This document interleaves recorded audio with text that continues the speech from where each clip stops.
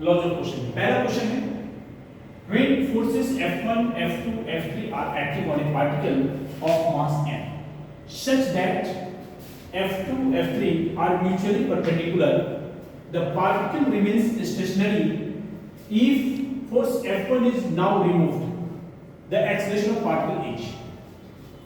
Question number first के solution अगर देखें तो क्या लिखा हुआ है कि पार्टिकल, सपोज करते हैं कि हमारे पास एक पार्टिकल है जिसकी मास m है, इसमें F1, F2, F3 तीन फोर्स लग रहे हैं। ये तीनों फोर्स के बारे में ये नहीं लिखा हुआ है, बट ये लिखा हुआ है कि F2 और F3 म्यूचुअली परपेंडिकुलर है। तो सपोज करो कि मैंने ये ऑब्जेक्ट है, इसमें मैंने एक F2 फोर्स ये लगाया और दूसरा F3 ये लगाया, ये म्यूचुअली परपेंडिकुलर है, दोनों के बीच एंगल 90 डिग्री, बट ये तीनों लगने के बाद स्टेशनरी हो रहा है। इसका मतलब F2, F3 का रिजल्टेंट जिस डायरेक्शन में होगा उस फोर्स को F1 कैंसिल आउट करेगा, तभी नेट फोर्स 0 होगा। अगर आप वेक्टर के हिसाब से सोचते हैं तो जो F2 और F3 का रिजल्टेंट को मान लो मैंने FR लिया, तो ये होना चाहिए F2 square plus F3 square plus 2F1 F3 cos 90 की वजह से फोर्स 0 हो जाएगा और नेट फोर्स हमारा F2 square plus F3 square होगा नेट फोर्स।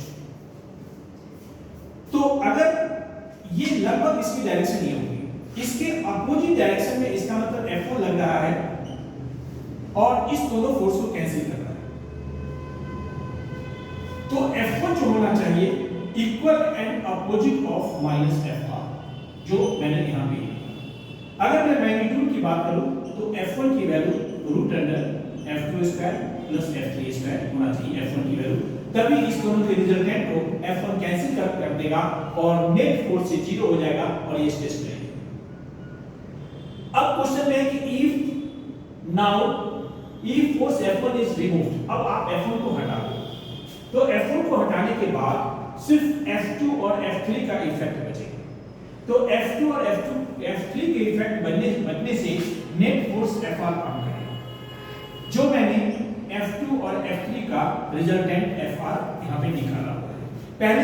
पहले केस में इस दोनों के F2, F3 के रिजल्टेंट को F1 कैंसिल कर रहा था, अब F1 है ही नहीं, F1 नहीं है तो इस दोनों का रिजल्टेंट इसके ऊपर काम करेगा। और क्वेश्चन में एक्सेलरेशन पूछ रहे हैं, तो net force FR equal to NA mass into acceleration, then acceleration equal to FR by N, और FR की वैल्यू मैंने क्या निकाला हुआ है, root under F2 square plus F3 square by N। तो नेट एक्सेलरेशन ये निकल के आ जाएगा। ये क्वेश्चन हमारा फर्स्ट का इस तरीके से सॉल्यूशन। अब मैं अगर क्वेश्चन सेकंड के सॉल्यूशन की बात करता हूं, तो क्वेश्चन नंबर सेकंड का सॉल्यूशन क्या होगा? सेकंड में लिखा हुआ है body under action of force F equal to 6I cap minus 8J cap acquires a acceleration of 5 metre पर सेकंड स्क्वायर। तो आप जैसा कि जानते हैं force equal to mass into acceleration होता है, वेक्टर लेना है ले सकते हैं। यहाँ पे एक्सेलरेशन की डायरेक्शन हमारे पास नहीं दिया हुआ है, सिर्फ एक्सेलरेशन का मैग्नीट्यूड दिया हुआ है।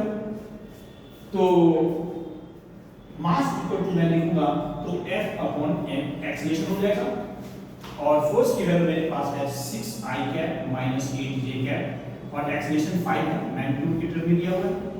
इस 5 से इंडिविजुअली मैं अगर डिवाइड करता हूं तो ये वैल्यू आ रहा है मेरे पास 6/5 1.2 एंड I कैप माइनस 8/5 या जाएगा 1.6 J कैप, अलग अलग में डिवाइड करूंगा और इसका मैग्नीट्यूड निकालूंगा तो रूट अंडर 1.2 का स्क्वायर प्लस 1.6 का स्क्वायर, तो 1.2 1.44 होता है और 1.6 2.56 होता है, फिर रूट अंडर आ जाएगा 4 और इसका स्क्वायर रूट आ जाएगा 2।